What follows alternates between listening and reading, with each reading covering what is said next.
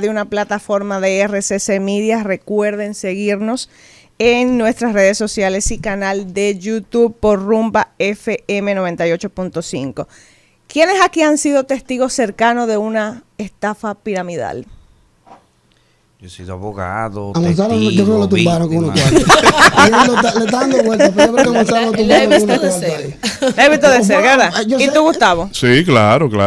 Y muchos abogados han caído, lamentablemente. O sea, no es solamente... ¿A ti te dieron un palo? No, a mí no, pero gente cercana.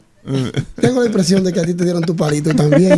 Porque, oye, una cosa, Paola, antes que tú entres con tu comentario, la gente no le gusta decirlo. Sí. No, le da vergüenza. Le da vergüenza. Pero eso no es nada, Gustavo, pasa cualquiera. Nada, está bien, lo reconozco.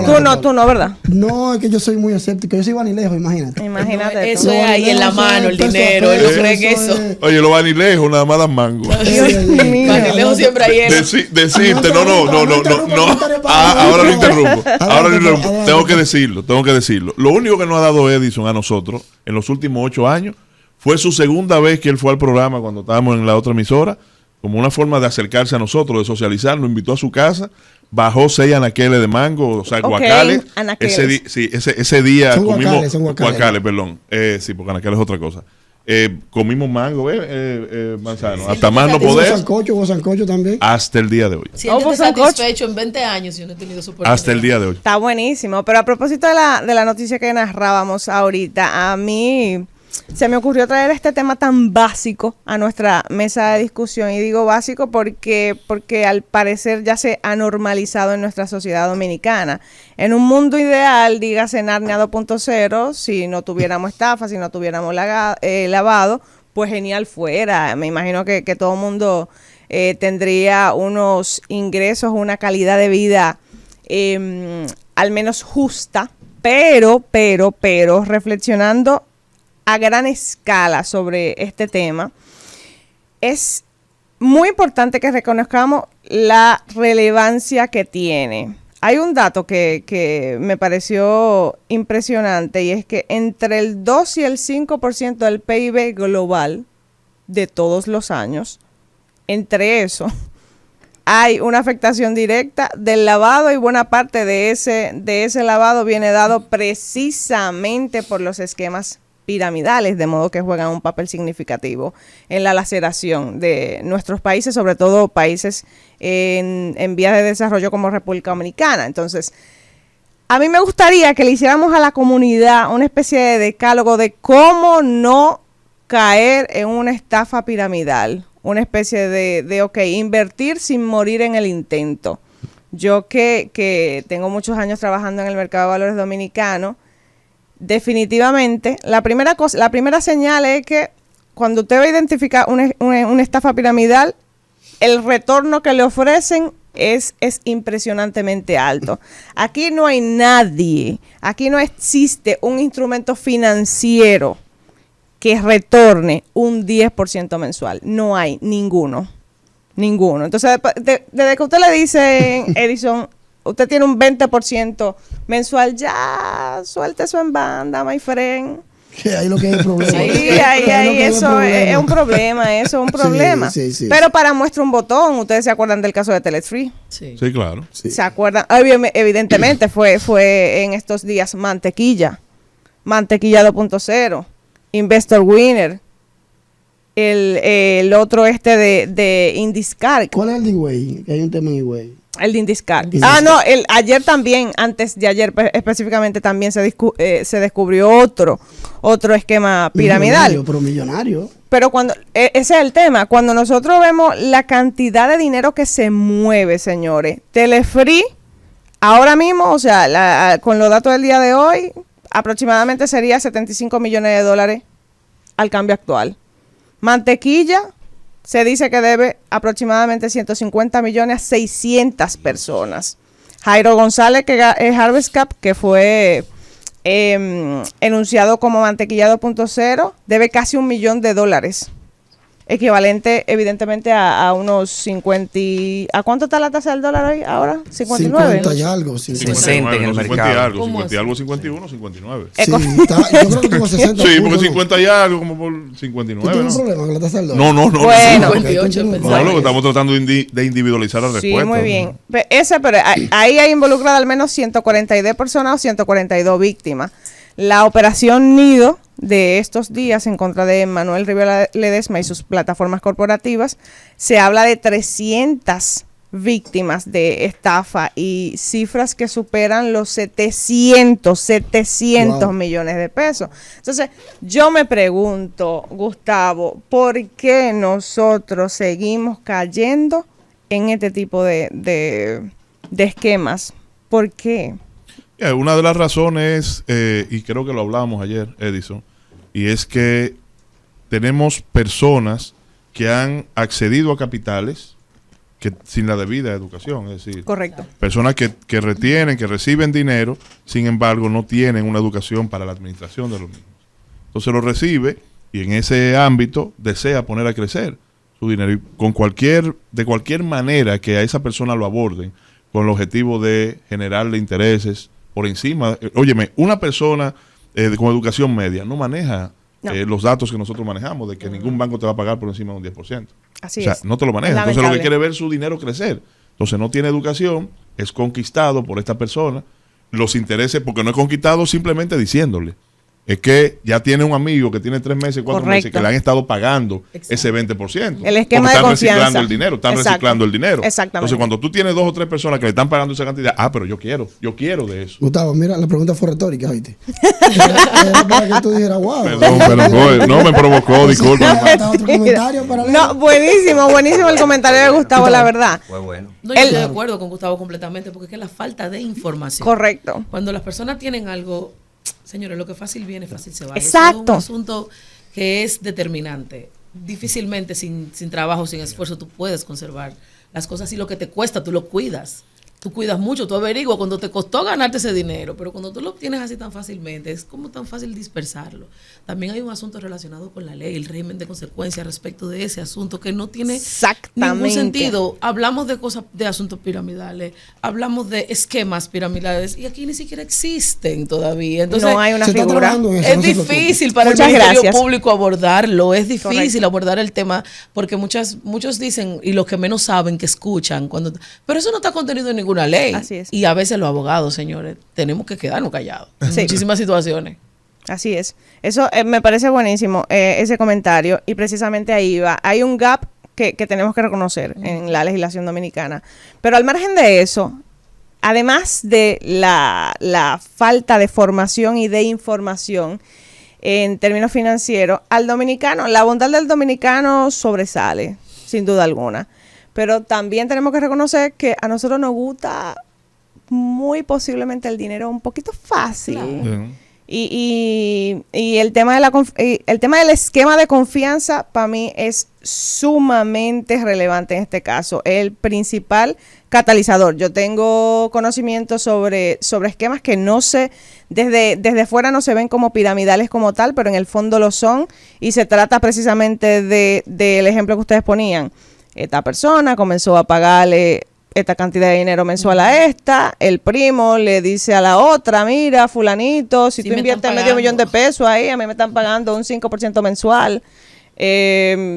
Y ahí comienza este círculo vicioso que puede rayar en lavado. Y lavado, como todos sabemos, lacera cualquier economía de cualquier país. Entonces, es muy importante, yo diría, estar conscientes. Entonces, para la comunidad que no es necesariamente, que no pertenece al ámbito jurídico, ¿qué es lavado? Sencillo. Usted pretende dar apariencia legítima a dinero que proviene de una fuente ilícita. Qué bueno que nos haces ese Perfecto. comentario, porque la mayoría de las personas asocian lavado a narcotráfico. Correcto. Necesariamente. Lo ven como un requisito sine qua non, y no es así. Correcto, El desde el lavado 2017 no ya. es solamente proveniente del narcotráfico, hay muchas formas de lavado. Uf, muchísima. De hecho, yo me atrevería a decir, mi colega no va a estar muy feliz con esto, pero después del 2017 básicamente todo es lavado.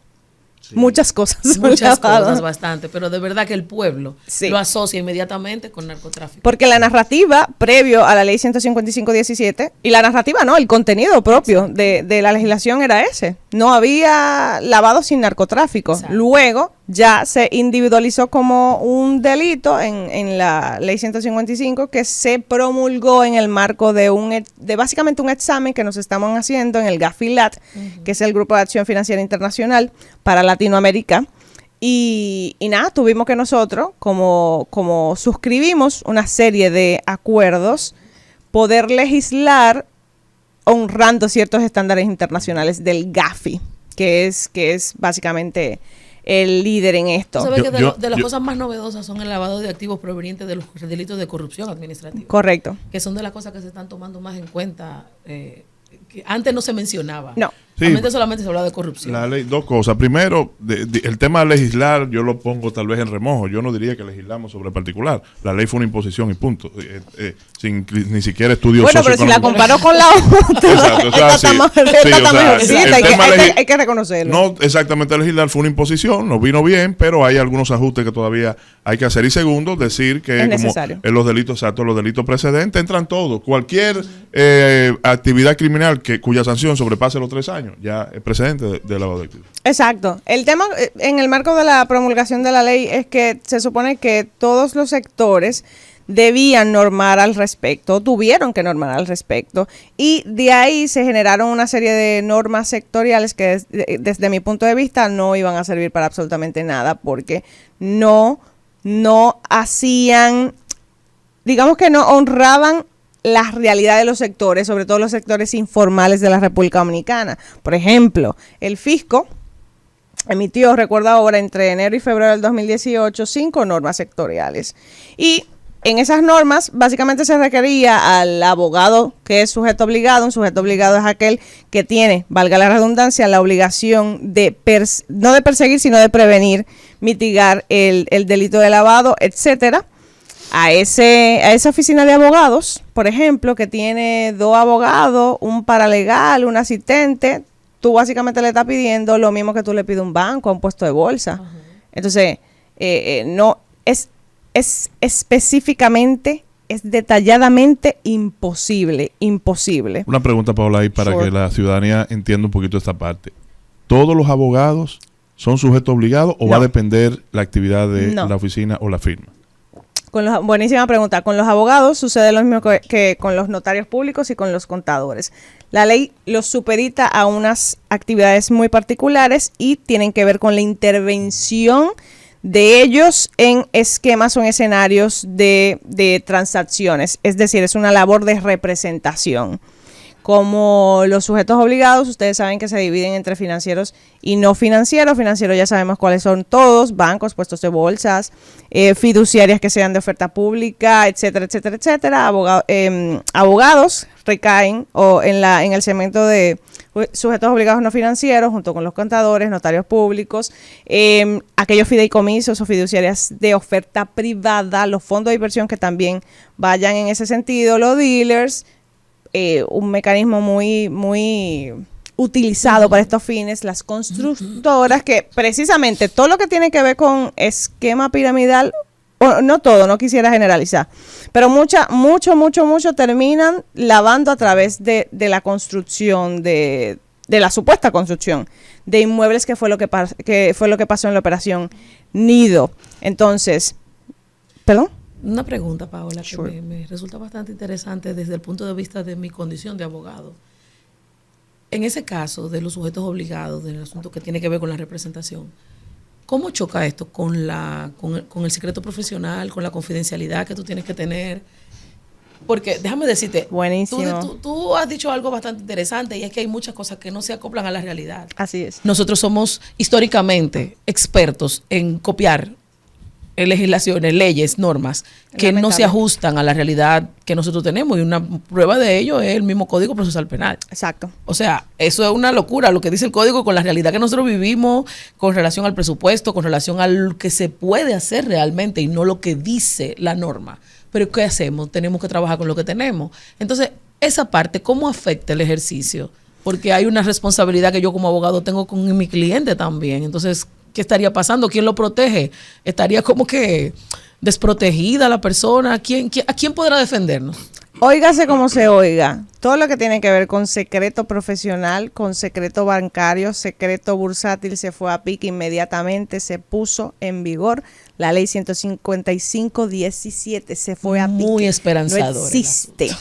no existe literalmente. A los sujetos obligados tienen esta prerrogativa que Son va obligados. mucho más allá de cualquier estándar que tú tengas para con tu cliente. Hablo desde la calidad de nuestra como abogados.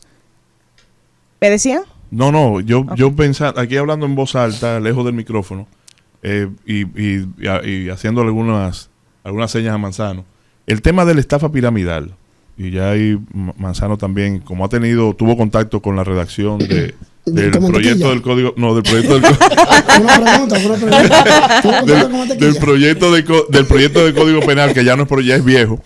El tema de la estafa piramidal, la construcción del tipo ahí, la estafa piramidal como tal no existe en la legislación ni en ninguna otra legislación, sino en la doctrina, ¿cierto o no? Es decir, el código, o sea, el proyecto lo contemplaba. Dentro Sí. como una estafa modalidad. piramidal. Sí, con estafa Sí, piramidal y se Sí, creó como con esquema el nombre. Ponzi. Sí, claro. Mira, resultó interesante. El año pasado yo estaba en un congreso de Derecho Penal Económico en la Universidad de Politécnico de Colombia.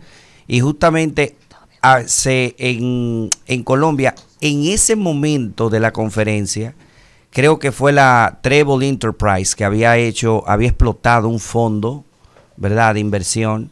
Y justamente con un profesor de la universidad que era el encargado de la cátedra de maestría de Derecho Penal Económico, tuvimos que analizar las estafas piramidales con los estudiantes ahí. Hicimos un análisis muy escueto, ¿verdad? Pero lo comparto muy corto porque ha sido un análisis brillante lo de Paola. Y habíamos establecido cuál es la naturaleza jurídica de la estafa piramidal o de las estructuras piramidales. Lo primero que hay que decirle a la población es que los negocios piramidales son los mejores negocios exitosos del mundo y son estructuras que dejan cantidades de dinero porque sustituyeron el sistema. Yo recuerdo cuando estudiaba los warrants, es decir, los contratos de almacenamiento, las empresas que vinieron a sustituir y a reducir los precios, por ejemplo, usted toma un producto Ebel, para decirlo así, de manera académica, hay un producto de una marca costosa, la diferencia es que este producto no tiene que pagar cadenas de distribución, quienes lo venden son personas, eso es un negocio piramidal. Sí. Avon o Avon, como ustedes se le quieran llamar, es una estructura piramidal. Amway. El de la pastilla, correcto. Sí. Herbalife. Pero ¿qué pasa? Nutrilite. ¿Dónde está la diferencia en una estructura piramidal exitosa? Y así se colocó en el tipo penal, que no rinde ningún servicio y el dinero no tiene ningún activo. Entonces la estafa piramidal o Ponzi, para que lo puedan entender que nos están escuchando y además los estudiantes, es la captación masiva de dinero, ofreciéndole, ¿verdad?, grandes intereses para con el propio dinero que se pagar los que habían ingresado anteriormente. Entonces por eso se llama estructura Ponzi, porque el dinero que Ponzi fue condenado a 150 años de prisión, igual Madoff. Bernie Madoff. Y esa era la estructura que lo llevaban a cabo. Ahora, ¿cuál es la naturaleza jurídica hoy? Por ejemplo, en Colombia todavía no se encuentra, se hizo un intento en el 2013 de regular las estructuras de estafa piramidal. Artículo 316 del Código Penal colombiano. Claro. Lo que hace es que, escúchame que te haga este paréntesis, lo que hace es ese artículo que condena la captación masiva de recursos. Entonces, que es interesante ver cómo, que Daviana decía ahorita, ¿qué hacemos los abogados con eso? ¿Cómo tipificar eso? O sea, ¿cómo ponerlo en una ley para que se castigue, para que la gente entienda?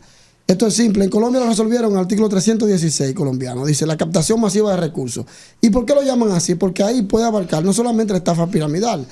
Porque el término está ocurriendo, o sea, de piramidal es basado en lo que tú dices, tipo Amway, tipo que yo te busco a ti, tú buscas a otro, y se va creando una pirámide que mientras más yo capto, yo me coloco la cúspide y yo tengo más personas debajo. Referimiento. Sin embargo, si tú ves el caso Mantequilla, en términos, digamos, de recursos humanos. Tal vez no es piramidal. Él no decía que es estafa. Era una estafa, pero era un tipo de captación de recursos. Exacto. Correcto. Porque, ¿qué pasa? No solamente está la piramidal, está el esquema Natilla, el esquema multiniveles, está Exacto. la piramidal. Exactamente. Son un sistema de esquemas que se dan alrededor de la captación de los recursos masivos de terceros, que debe estar regulado. El artículo 50 de la Constitución de la República Dominicana permite la libertad de empresa. Tú puedes dedicarte a la empresa que tú quieres, es verdad, pero te dice sin más limitaciones que las que prevé la Constitución y las leyes. ¿Qué te dice ese mismo artículo? Creo que en el párrafo primero, en el primer numeral, te dice que el Estado está en la obligación de regular la economía, es decir, que el Estado tiene la obligación de poner límites a la libertad de empresa en cuanto al tema, siempre que afecte el sistema económico. ¿Qué ocurre aquí? Sencillo, que como tú bien has apuntado, Manzano, aquí no se está brindando un servicio ni se está retribuyendo con un bien. Es decir, no hay un producto. Intercambio de bienes y servicios, en consecuencia, no puede ser eso considerado una empresa. Entonces, no está protegido por la libertad de empresa. Porque para ser una empresa, tú tienes que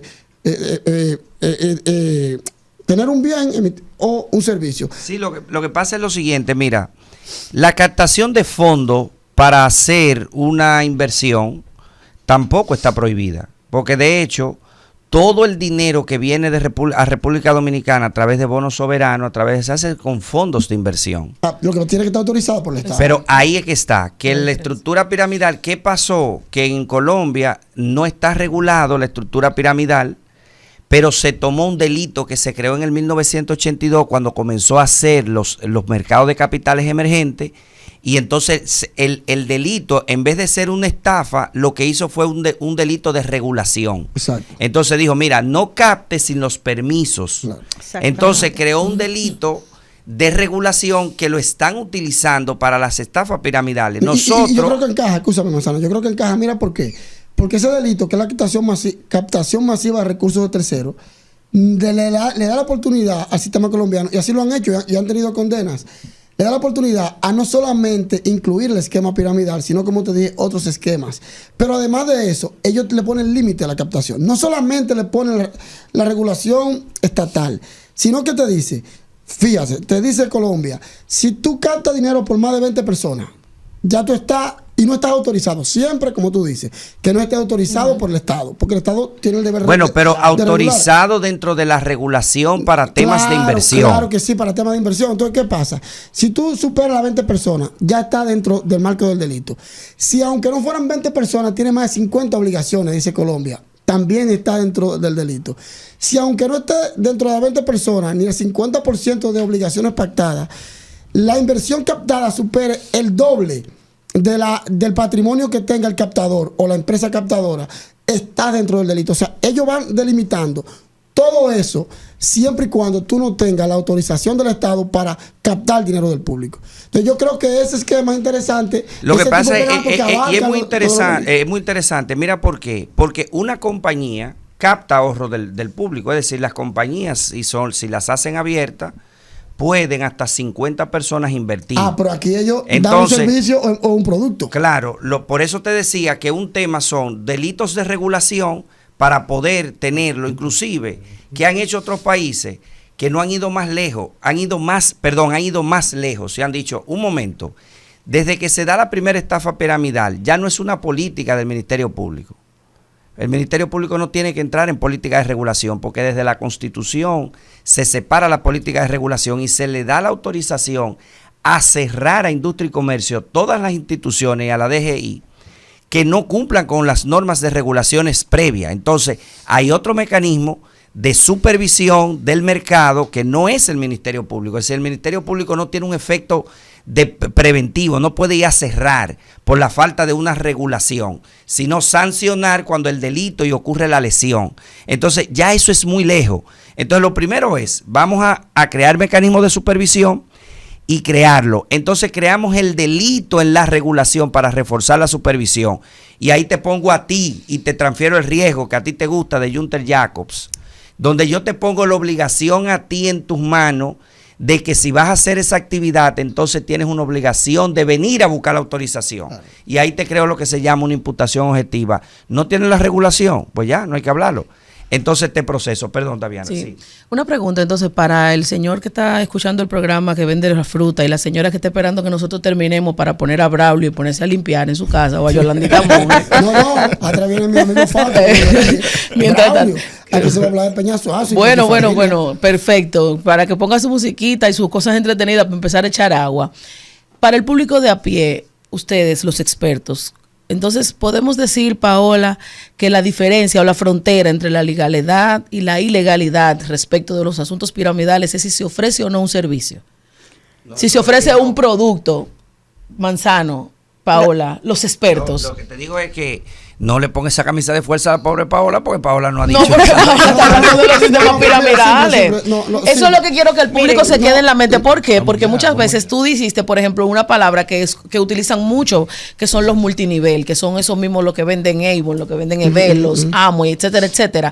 Pero esas personas sí están ofreciendo un producto. Exacto. Entonces, Esa persona respecto no de lo que dice Sí. Paola y Mira, lo que dice Manzano, ahí es donde está la diferencia. Es sencillo, para ese señor que está esperando, o la señora que está esperando escuchar a Braulio. Sencillo, si a usted le ofrecen una promesa de alto retorno, que es inimaginable, Hay un suelte sin su nada por embanda. el medio. Si usted tiene que para ganarse un peso de rentabilidad, tiene que reclutar o referir más miembros, suelte su en banda. Si no hay un producto o un servicio Exacto. legal, que es precisamente lo que tú estás preguntando, también que se vaya a pique. Si usted tiene una presión, ya sea por la confianza, sea por, sobre todo mucho por el tema del esquema de confianza, que si el primo, que el hermano, que el tío, etcétera, tampoco caiga en eso. Si no hay información, o si la información es vaga o inexistente, como en muchos de los casos, no vaya para allá, no gaste su cuarto en eso, señores, que tampoco es difícil la cosa.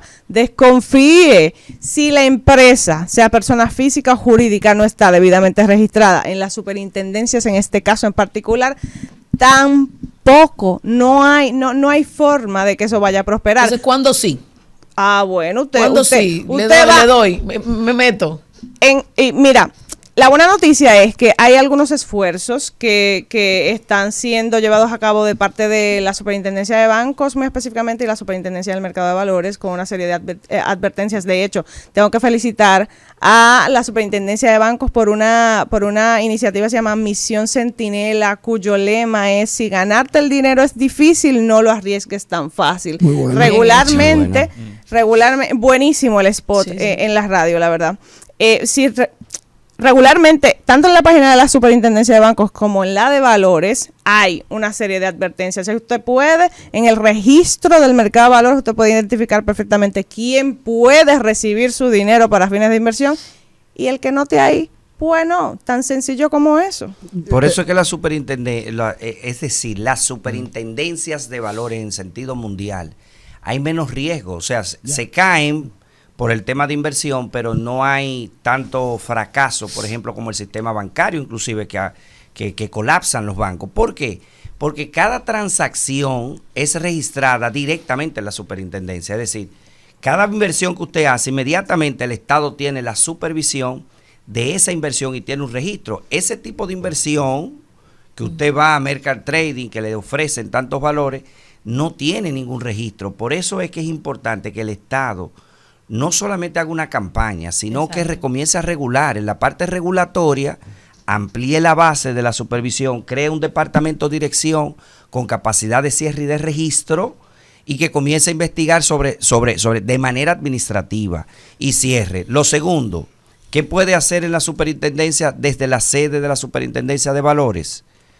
Crear una especie, ¿verdad?, de centinela, de ver dónde el mercado se está yendo. Señores, el Banco Central puede determinar de manera diaria dónde el dinero fluye y dónde se consume de manera diaria. Manzano, es interesante lo que tú has dicho. Si existe un monitoreo constante de las operaciones que tiene una entidad de intermediación financiera Como en efecto existe. regulada, como en efecto existe, ¿cómo es posible que hace unos años quebraran unos bancos y nadie se dio cuenta? ¿Eso es posible? Sí, No, yo no dije de los bancos. No, pero Yo espera, dije estamos hablando de los- la superintendencia de bancos también. No, te no, vengas pero- a zafar Es que de no, eso. es que es Espérate. diferente. Es que la superintendencia de banco no tiene registradas las operaciones. La supervisión en el artículo 79 es in situ y es por reporte. Tú estás diciendo que la superintendencia de bancos no tiene la misma supervisión del mercado de valores, porque tú nada más la haces en un instante. Yo te estoy diciendo que tenga una constante y diaria. No puede con el sistema bancario, porque las operaciones que se hacen por minuto, por segundo,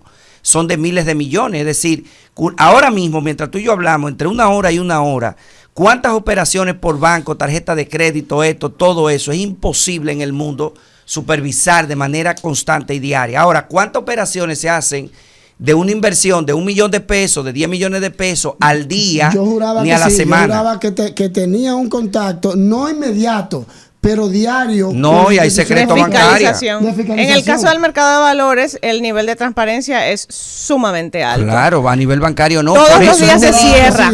Todos los días se cierra, tanto de hecho, operaciones como contabilidad. Ni siquiera mensual es posible la supervisión de todos los bancos, pero no puede ni siquiera el propio banco con su sistema de auditoría interna. Imagínate lo que se llama cuadrar de manera diaria. Lo que le mandan son lo que se llama estado consolidado. Y por eso se cree el delito. Pero la naturaleza de eso es transmitir el riesgo a los bancos y que los bancos se ganen la diferencia entre el crédito que tú recibes y el que tú prestas. Y le pone la responsabilidad de decir, oye, autorregúlate. Por eso se llama autorregulación económica. Para que tú puedas, y confío en ti. Y yo te superviso, pero a través de trimestral. No existe ni siquiera personal para poder supervisar de manera mensual. Es un sistema necesario y vinculado. Es decir, o sea, hasta donde tengo entendido, que incluso puede detectar la superintendencia de bancos si el banco hizo una operación fuera del horario habitual. O sea, hasta donde tengo entendido, hay sistemas en algunos, no sé. Sí, overnight también hay. Sí, pero está el overnight, hay operaciones. O sea, habría que ver, pero interesante. Pero hacer ese match rompería el secreto bancario. O sea, la superintendencia no puede generar. Pero ahí no estoy de acuerdo contigo, precisamente por lo que decía ahorita. El secreto bancario ya no existe después de la ley 155. Sí existe, está reforzado. Podemos discutirlo. Existe para terceros. Lo que yo quiero decir que para la autoridad. Podemos discutirlo, de verdad, es interesante. En principio, la modo nodal es para la autoridad. Porque en definitiva no hay forma de que tú tengas acceso a mi cuenta para la persona. El debido secreto bancario, dijo el Tribunal Constitucional, y por eso el caso Félix Bautista se degeneró en una especie de nulidad del proceso, porque el juez Moscoso Segarra tomó la sentencia de 3 meses antes del Tribunal Constitucional, que no era un derecho constitucional hasta esa sentencia del Tribunal Constitucional, que lo elevó el secreto bancario, y dijo, no puede ni siquiera el Ministerio Público solicitarlo directo a la superintendencia, sino que tiene que ser con una decisión de un juez. Y ahí la superintendencia entonces pedirle, y es tan deficiente, ojo con algo, pero no por culpa del Estado. Es que si tú pides un reporte de un informe financiero, que lo pido a diario en los procesos, tú pedí uno la semana pasada, la superintendencia le pide al propio banco, mira, dame las operaciones entre ese cliente y ese cliente. Y él entonces le envía, y la superintendencia cuando le llega ese informe, entonces lo valida y lo certifica y lo manda con la misma comunicación, porque ni siquiera se desplaza a ver el sistema, ni puede tener acceso. Sí, pero en el caso de Félix Bautista específicamente, la legislación era otra. Entonces, me gustaría en otro momento sí discutir ese aspecto, porque desde mi punto de vista, definitivamente el secreto bancario se fue a pique. Así es. Bueno, recordar a quienes nos dan seguimiento que este tema está colgado en las redes sociales, va a estar colgado en las redes sociales, con el nombre de las estafas piramidales y el lavado de activos. Para los que entraron en sintonía en este momento, volvemos en breve con el próximo bloque.